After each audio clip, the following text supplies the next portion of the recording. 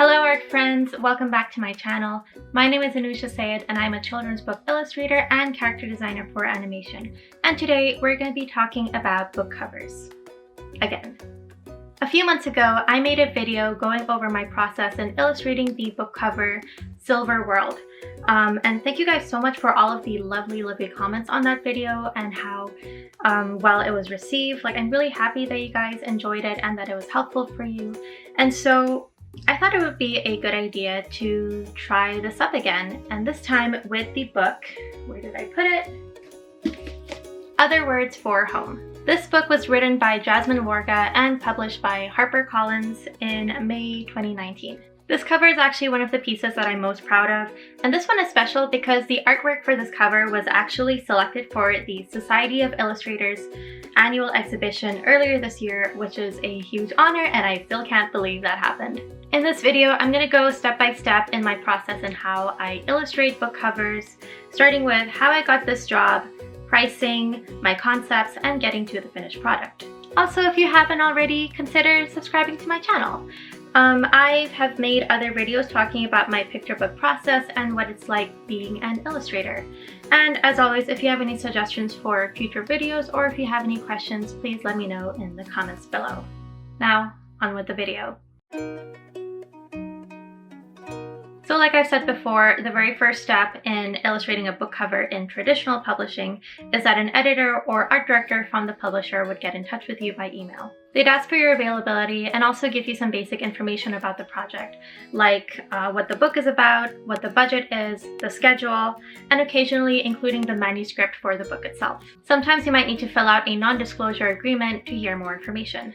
So let's travel back in time to March 27th, 2018, which was when I was first contacted by Jenna Stempel-Lobel, who is the senior designer at Harper Collins Children's Books. If you recall from my agent's video, March 2018 was shortly after I had left my old illustration agency and was just about to transition into joining my new literary agent.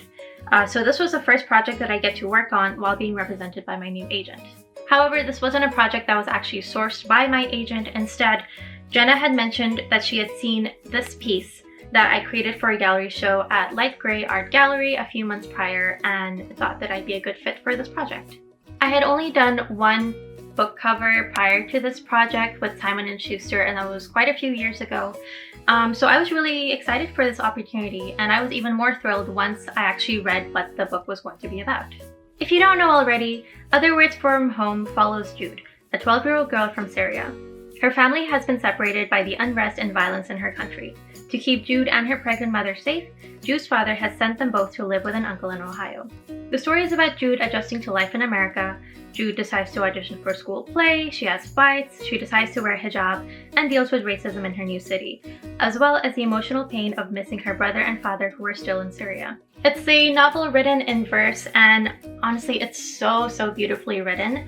And as a Muslim artist, I was excited to have the opportunity to work on a project that reflected my culture and had a protagonist who was a, just like strong, positive Muslim representation, which is kind of rare. This book eventually becomes a New York Times bestseller and also is awarded the Newbery Honor, which is a big deal. So if you get the chance to, I highly recommend that you check out this book and give it a read. It is honestly so good. So anyway, I read the manuscript and I was like, yes, I want to work on this. Because I know people always ask, I'm gonna go over book cover pricing for a quick second. Unfortunately, I can't share exactly what I was paid for this project, but I can give some averages on what book covers usually go for. Pricing in illustration is tricky because it can vary so much from project to project, even if it's the same amount of work. Like, I have in my career illustrated 5 different book covers and they've all been priced completely differently. The pricing varies on a lot of factors, depending on how big the publisher is, if the publisher is one of the big 5 publishers, how many copies are being sold, if you're going to be doing the front and the back cover, your own reputation as an artist, and so on. Keeping this in mind, book covers in traditional publishing generally go for between $1,500 to $5,500 US. And the factors that I mentioned above would determine which end of the spectrum you fall under. Since this book was a high-profile project, I fell under the higher end of the range. I wouldn't recommend taking on book cover jobs that are lower than $1,500, but of course there are some things that I need to mention. First of all, I am an established illustrator. I've been working for 5 years. I would say that I'm in a comfortable position, and so I'm able to be choosy with the projects that I take on. I know I have the privilege to be able to reject offers, which I know is a luxury that not everyone can afford. Secondly, the rates that I mentioned are reflective of the top publishers in the United States. Indie publishers won't have the same resources and that kind of budget available for their illustrators, and so their fees will be lower. Same for publishers who are outside of the US, where both the budgets are smaller and you're also considering the fact that the value of currency is going to be different. So unfortunately, I don't have book cover fees for, let's say, publishers in Germany or the Philippines, but hopefully you can use the $1,500 to $5,500 US dollars as a sort of jumping off point. I'll also say this now, I have no information about self-publishing. I've never self-published before. I don't really have any information on that. I know it's a question I get asked about a lot, and I wish I could be of more help, but I'm sure that there are a lot of other YouTubers out there who will have more insight into the world of self-publishing and pricing than I do. I would actually recommend checking out the website lightbox.info. They're a really excellent website which has a rate finder feature. Basically, artists from around the world submit the different projects that they've worked on anonymously, as well as what they were paid for it. So you can just search up book covers and you can find a list of what people have been paid for different projects, and you can reference that for determining your own pricing for book covers. Also, I want to go over timeline for a really quick second. I was contacted by Harper Collins on March 27th and finalized the contracts pretty soon after, before the end of the month. Sometimes the art director will give you pretty concrete deadlines on when to submit everything, like a certain date for the sketches, a certain date for revisions, a certain date for finals, and so on. But Jenna let me know that she wanted the final art by June 1st, giving me 2 months to get everything finished, and then I could determine when I wanted to submit everything else in between. So I decided to give myself 1 month for the sketches, and this includes 1 round of rough, 1 round of cleanup, and a round for color exploration, and then another month for the final art. If an art director gives you flexibility on how to manage your schedule and doesn't give you concrete deadlines, you don't have to split up your time the same way that I did in a 50-50 sense. If you think you need more time for sketching than for final art, you can always arrange your time that way. It's really all about time management and knowing yourself as an artist and how you work. Anyway, on to the sketches. After reading the manuscript, I wrote down some of the key plot points that were important to the story. What I came up with was this: Jude's immigration to America, Jude's love of old rom-coms on VHS, and the Skype calls with her dad and brother who are still in America. These were elements that I wanted to reference in some way on the cover so that the reader would have an idea of what's in store for them. Since the book is more serious in tone and told in verse, I also felt that the cover should reflect that serious tone. With these notes, I came up with 3 initial concepts to jump off of. The first is a shot of June on her uncle's computer, Skyping with her family back in Syria. I wanted to convey a sense of longing, with the glow of the screen giving warmth to her face. Looking back at this piece 2 years later, I really don't like this concept. I feel like it doesn't provide much in terms of storytelling, and the overall composition is kind of vague and weak. So it's a good thing I did not move forward with this one. Here we have Jude front and center. She's the focus of the cover, and I wanted her shirt to have an overlay of sky with a plane flying through it, showing that she has been on a journey. I also like the idea of having Jude in the background be colored in a monochromatic or kind of moody color palette, and then the bright blue of the sky absolutely popping out in contrast. The last one has Jude sitting in her bedroom surrounded by VHS tapes. In the books, when living in Syria, she doesn't have access to the latest media, and instead she watches cassette tapes of old rom-com movies, like Pretty Woman and Notting Hill. The movies become a comfort to her when she moves to the US, and also inspires her to audition for the school play. So in this concept, I have her surrounded by the things that she loves most, and I also want to play around with the typography a little bit. So in this case, I had the word home written out in those the film inside the cassette tapes, you know, they get all like scrunched up and tangled up. Yeah, I've completely forgotten what cassette tapes look like. After sending these sketches over, I got some feedback. They were mostly drawn to the middle option, but they did want to see a few changes. Jenna was helpful to share this draw over she did so I could understand her notes more clearly. First of all, you can see that she flipped June the other way. I've talked about this in my previous book videos, but I'm gonna say it again. But basically, as Western readers, we read from left to right, and any action should follow that direction as well. When you change that direction, it interrupts the flow. Because she now faces right, it encourages you to turn the page as well. I don't know if that makes any sense. The other change was that she felt that Jude looked pretty young in my original sketch, so she felt that like if I should age her up a little bit, you know, make her hair a bit longer, give her some earrings, make those kinds of changes. So for the next round of like refined sketches, Jenna wanted me to correct these changes as well as also including a version of the cover where Jude is wearing her hijab. Towards the end of the book, spoiler alert, Jude decides to wear a hijab despite already being a bit of an outcast, and showing that she has gained some confidence throughout the book.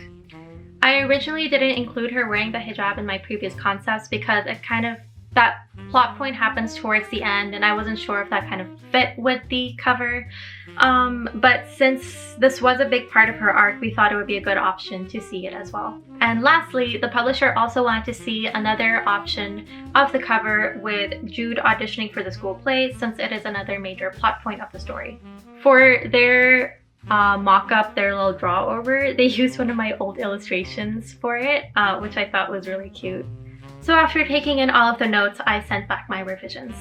2 of Portrait June and 1 of the audition. For the hijab version, I also thought it would be interesting to extend the sky instead of just being it on her shirt, to have it on her hijab to her clothes. And actually the team ended up loving that version, and at this point we go on to the color rough stage. I think I mentioned before that I don't really do this color rough stage in my works. When I'm working on an illustration, I don't like planning my colors. I like to figure it out as I go. I don't know if this would be called improvising or just being lazy. But in any case, I figured that for this piece, because there were quite a few different directions we can go in, especially with the time of day for the sky, I thought it would be a good idea to actually do color roughs to experiment. So here we go. Daytime, blue sky. Classic. Overall, it conveys positive and bright emotions. To create some interest instead of having the skyline be just like a boring gray, I have made it pastel pink. And this also makes the cover a bit more playful and feminine. Sunset. This one is a lot moodier. We have a deep, late sunset sky with burning warm colors, and then a pop of blue at the bottom. Since this book has serious tones, I thought that the sunset sky reflected that. Dawn. Another concept with a soft feminine palette. I love sunrises. I feel like there's something so special about that time of day when the world is quiet and peaceful and just brimming with possibility. There's also a hint of sadness or loss. I don't know how to describe it, but I tried to convey that with the sky over here. I also added a floral pattern at the back so it wouldn't feel too empty, and you can tell that I'm liking this one the best so far. Number 4. This is where I mix things up a bit. I always like to include one weird stylized option that's just out there. It's never chosen, but I always like to give that option just in case. Here I have a monochrome Jude on a bright yellow background. And finally, nighttime. This is another serene color palette balancing a sense of moodiness with a feeling of calmness. In the end, the publisher decided to go with the third sunrise option with a few minor changes. One is that they wanted the plane to be tilted up instead of straight on, so that it looks like it's in motion and taking off, and also not just like heading towards her eye. And 2, I mistakenly drew the scene that's at the bottom, like the little city scene, as a tower, skyscraper, skyline, when it should actually be a fancy suburb, like an Ohio suburb. So I made sure to correct those 2 things for the final stage. As for the title placement, It depends on the project, but usually the art director decides on the text placement and would handle the lettering in-house. Out of the 5 covers that I've worked on, I've only done the actual title myself for one of them. Now, even though for this project I didn't create the title, I still have to be mindful of the text and make sure I keep the graphic design stuff in mind when I'm creating my illustrations. You never want to leave text placement to the last minute and have to force the title into like an empty spot and just like force it in unnaturally. Just like with interior art, the text and the art should always flow together seamlessly.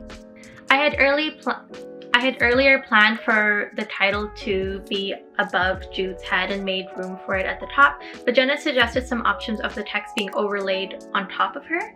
And so knowing this, when I go to final art, I just have to make sure that that area in front of her is not too busy so that the text will be readable, legible in front of her. Jenna also sent over the template and the dimensions of what I'm supposed to work in. Since I was only illustrating the front cover and not the back, the dimensions were 5.625 by 8.5 inches, with a 0.25 bleed on the top and the bottom and a 0.375 on the right side for the flap turnover. In the end, this equals out to 6 by 9 inches overall in size at 300 dpi CMYK.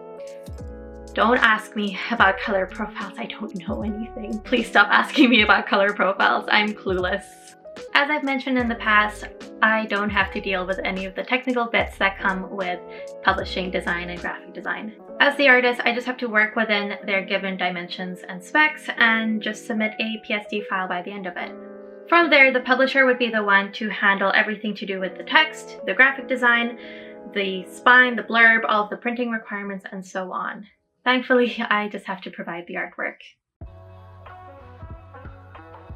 mentioned before that at this point I have completely transitioned into working entirely on my iPad on the app Procreate. I use it for literally everything. All of my picture books, all of my covers, animation work, and so on. However, 2 years ago in 2018, I was still transitioning between my Photoshop to my iPad. So the kind of workflow that I had at the time was that I would do all of my sketches on Procreate and then do final art on my desktop on Photoshop, which is what I did for this project as well. So unfortunately, I don't have a time-lapse recording of me illustrating the cover except for a teeny portion at the very beginning, because I had started it and I tried to work on Procreate and then I was like, I give up, I'm not used to this, let's just move on to Photoshop. But I'm gonna play what I have for you so far because it does give you a little gist of how I work.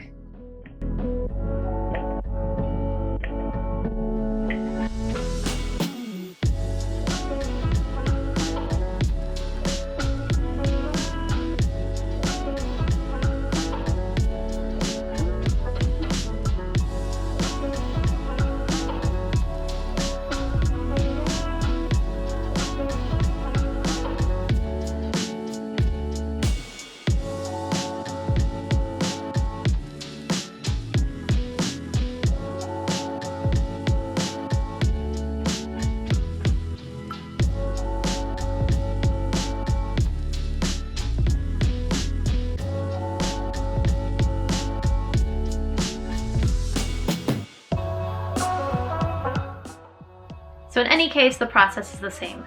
I started off with the sketch layer and on another layer painted over my base colors. On another layer, I do the details and the line art, and finally, I have the background on the bottom layer. I have to make sure to keep the background on a separate layer because they were going to use that same background on the back cover of the book. The final art stage was relatively easy because I had already done the color roughs beforehand, so there wasn't really a lot of guesswork involved. I just had to color pick the colors and just get to work on painting. And this was the finished piece. I sent over the PSD file to the publisher before the June 1st deadline, and they were really happy with the end product. The only major change that they had was that the plane, they wanted it to be a little bit more faded so that the focus wasn't on that and more so on Jude's face. Jenna did the lettering for the title and it looks so good. It just really ties the whole thing together. You can also see the final wrap art here with the front, back, and the flaps.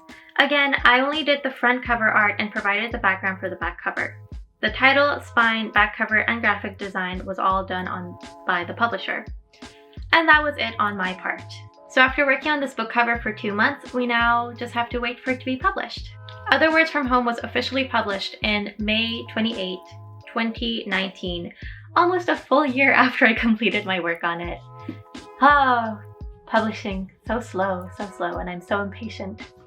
I was so happy to get my copy of the book in the mail, and whenever I see this book in bookstores or at Target, I get so excited.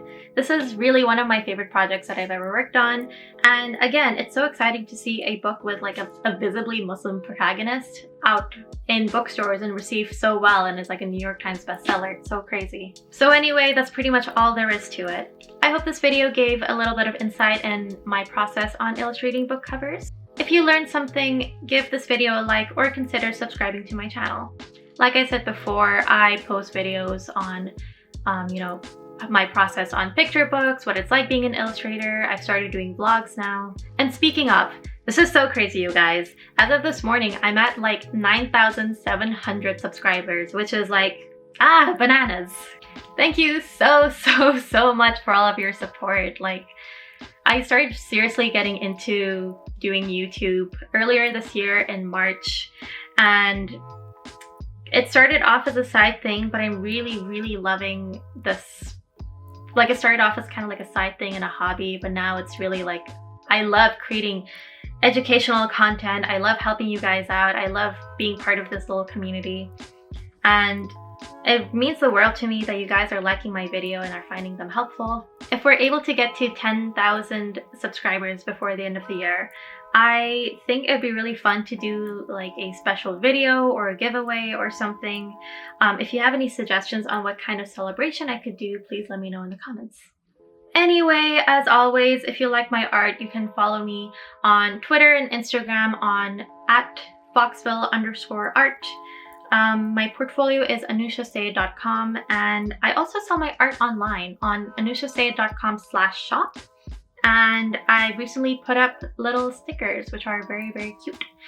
I think that's all I have left for today.